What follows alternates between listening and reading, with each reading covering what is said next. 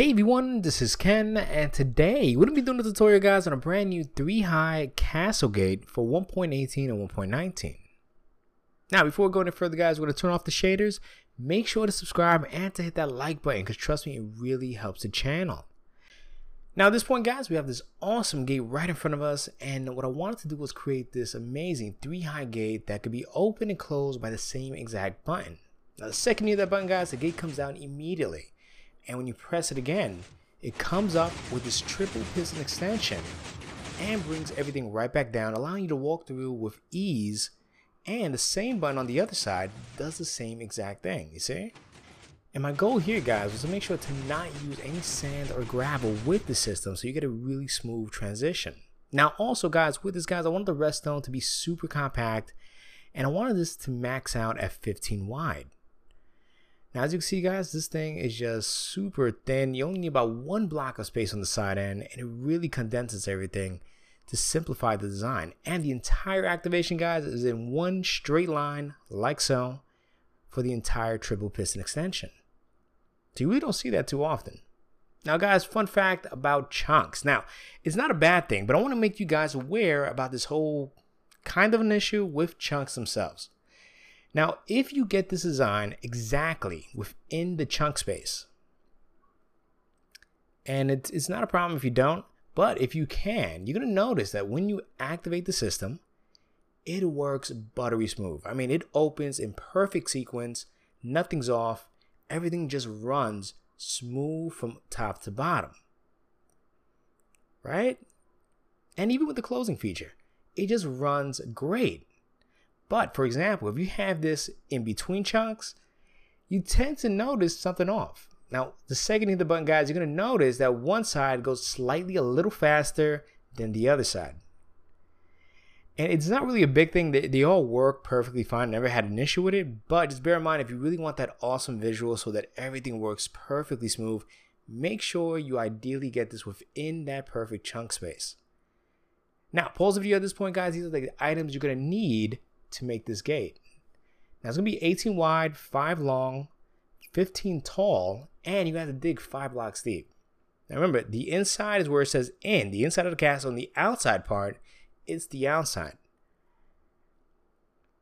So if you're building this and you want, to make sure you know which part is the inside of your castle and which part is the outside. Perfect. Now, once you have that, guys, that gray area represents the gate itself, which is right here in the middle. You're going to place an observer block right there, like so, with the activation on the outside, and you're going to place it 15 times right across to the other side. Perfect.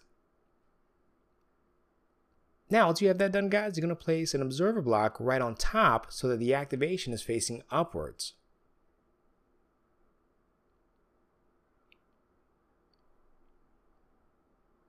Now, once you've done that, guys, you're going to place a row of sticky pistons, and you're going to repeat that row 3 times. So you should have 3 rows of sticky pistons, and you're going to place another row of sticky pistons right on top of these observer blocks. Perfect.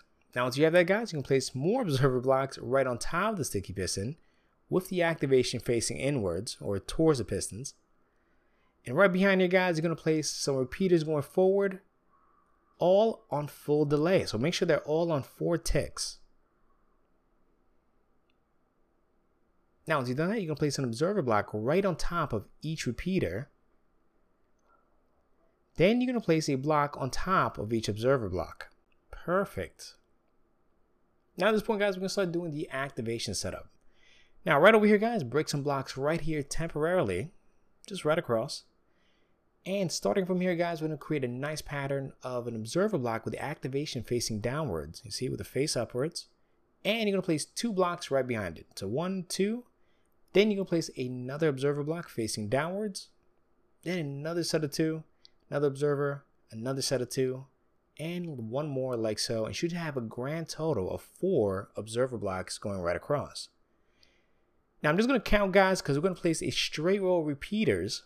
So the first one's going to be on 1 tick, and these 2 will be on 4 ticks. So 1, then 4, and 4, which I'm referring to ticks, 4 ticks. Then 1 tick, then 4 ticks, 4 ticks, and 1 tick like so.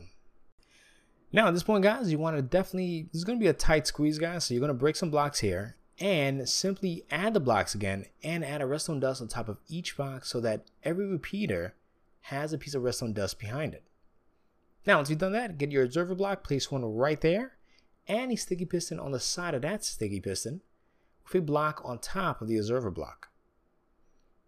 Perfect. Now once you got that set up, guys, you're going to go right over here, place a block on the side of that sticky piston, and starting here, you're going to count 1, 2, and place a block right there as number 3 with a sticky piston facing downwards with an observer block right underneath it. Then you can break that block later. Now, before we break that block, place a sticky piston on top and an observer block facing upwards. Add 2 blocks going up. 1, 2, break that block. Then you're going to add a second sticky piston with another observer block, but make sure this observer block is facing on the inside. See? Perfect. Now, if you haven't already, guys, make sure to hit that like button and please subscribe because it really helps me out. Now, let's get right back into it because you already got this far. What you want to do is start creating the framework. So you're going to place the block right there and about 3 wide. And you can extend this from that point a total of 10 blocks straight up. Now, once you've done that, extend this also as well. And you're going to wrap this around to the other side and simply replicate the whole entrance frame. Now, once you've done that, make sure you leave a gap in the middle because that's for the actual pistons.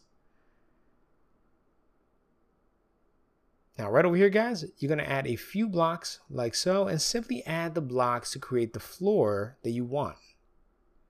Now, once you've done that, you're going to go right over here, place a block on both sides of that bottom sticky piston with some redstone dust on top and a button right here and here. Make sure, guys, it is a stone button.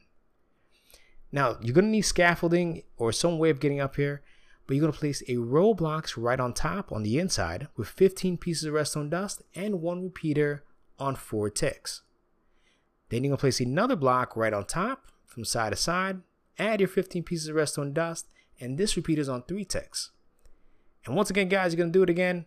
Row blocks with 15 pieces of redstone dust, add that repeater on 1 tick, and that's it. Now at this point, place a block here and here at an angle. Then you're going to place a slab right there with a block on top, another slab on the side. You can break that block right now. Place a block here with another slab.